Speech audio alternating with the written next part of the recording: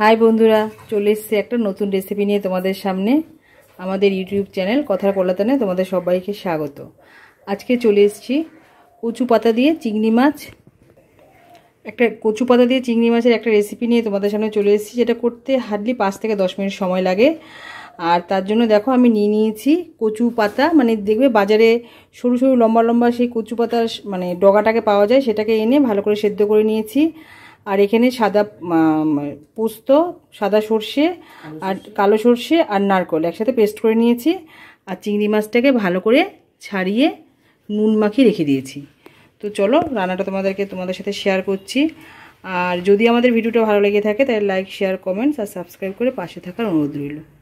দেখো গ্যাসে কড়া বসিয়ে দিয়েছি, সেখানে অল্প একটু, পুরো রান্নাটাই সর্ষের তেলে করব। অল্প সর্ষের তেল দিয়ে চিংড়ি মাছটাকে ভেজে নেওয়া হচ্ছে আগে। আর তোমরা চাইলে কিন্তু এরকম সেম প্রসেসে কচু পাতা দিয়ে চিংড়ি মাছ ভাপা করতে পারো। সেই ক্ষেত্রে মাছটাকে ভাজবে না, মাছটাকে সমস্ত মশলা দিয়ে মানে সাদা সর্ষে, কালো সর্ষে, নারকেল বাটা আর পোস্ত বাটা একসাথে করে মাছটাকে প্রায় 45 মিনিটের মতো ম্যারিনেট করতে হবে। ম্যারিনেট করে রেখে প্রসেসটা এই সেম প্রসেসই থাকবে। তো চলো আমরা চিংড়ি মাছটাকে ভেজে নিচ্ছি। একটু হলুদ দিয়ে, নুনটা তো আগে মেখে রেখেছিলাম, একটু হলুদ মাখিয়ে মাছটাকে একটু 1-1.5 থেকে 2 মিনিটের মধ্যে একটুখানি নেড়ে চেড়ে নিচ্ছি মাছটাকে। চিংড়ি মাছ ভাজার পরে যে তেলটা ছিল সেই তেলের মধ্যে একটু কালো জিরা ফোড়ন দিয়ে দিলাম। এই মাছটা রান্না করতে কিন্তু আর কোনো রকম মশলা দেবো না, জাস্ট এই কালো জিরা ফোড়ন, কাঁচা লঙ্কা চিড়ে, নুন মিষ্টি দিয়ে করবো। তো এই শাকটাকে সেদ্ধ করে, আচ্ছা এই শাকটাকে সেদ্ধ করার সময় না গরম জলে একটুখানি পাতি লেবু দিয়ে দিয়েছিলাম, কারণ যদি গলা ধরে তার জন্য লেবু দিয়ে সেদ্ধ করেছি। একটু সেদ্ধ করে একটু কড়াতে নিয়ে নিচ্ছি। শাকটা 2 থেকে 3 মিনিট নাড়াচাড়া করে এবার চিংড়ি মাছটা অ্যাড করে দিলাম। এবার আবার 2-3 মিনিট একটুখানি নাড়াচাড়া করে তারপরে এই মশলাটাকে অ্যাড করে দিই।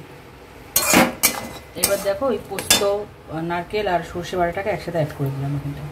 এবার একটু নাড়াচাড়া করে নিয়ে তারপর নুন একটুখানি মিষ্টি দিয়ে এটাকে নামিয়ে নেব।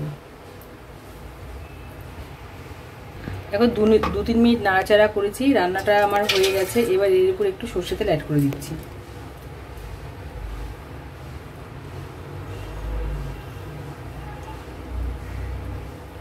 দিয়ে এবার এটাকে চাপা দিয়ে দেবো। তবে একটা কথা, একবার ভালো করে খেয়ে দেখে নেবে গলা ধরছে কিনা।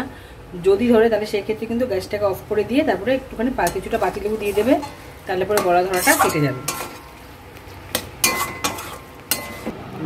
দেখো কচু পাতা দিয়ে চিংড়ি মাছ আমাদের পুরো তৈরি হয়ে গেছে। গরম ভাতে কিন্তু এটা থাকলে পরে আর কিচ্ছু লাগবে না। ভিডিওটা লাইক, শেয়ার, কমেন্ট, সাবস্ক্রাইব করে পাশে থাকার অনুরোধ রইল। Thank you.